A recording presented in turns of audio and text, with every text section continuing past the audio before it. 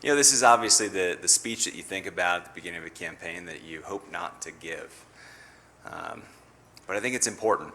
I think it's important that, at a time like this, we thank the people who made this journey possible, the people, many of whom are in this crowd right here, right now, who supported us along a very difficult and long road to get to where we are today. I'm going to start, though, of course, by thanking my amazing wife, Sarah. Sarah is let's go ahead and give her a big round of applause.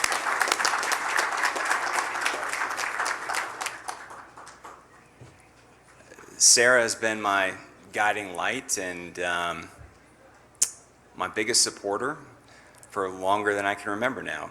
And she's the kind of person who, when we made this very difficult decision to run for Attorney General, it was one we made together. And she supported me every step of the way. And I cannot thank her enough. I cannot thank my children enough. Brandon and Hayden, hopefully at home, getting tucked in right about now. Because they asked a lot of those nights, hey, where's Dad? And it's because we were out on the campaign trail trying to make our case and, convince the folks of Colorado that there's a different path and maybe a better path. But they were tremendous throughout this entire journey. I want to thank my parents also. Bill and Deborah Kellner came all the way out from Florida.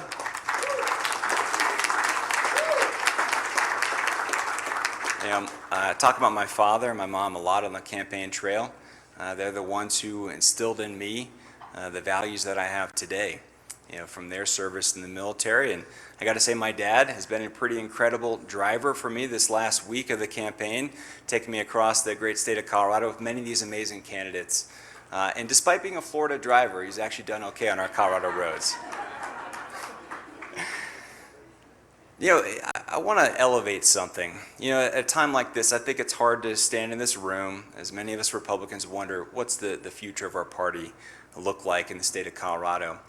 And you might wonder, was it worth it? And I want to tell you unequivocally, it absolutely was. We made some inroads in this state that may be hard or easy to overlook. And I want to talk to you about that. Throughout this campaign, which was so focused on public safety, we changed a lot of hearts and minds, I believe, around this state about the importance of what's going on. Heck, we've talked about this a ton. We're number one in the country for auto theft.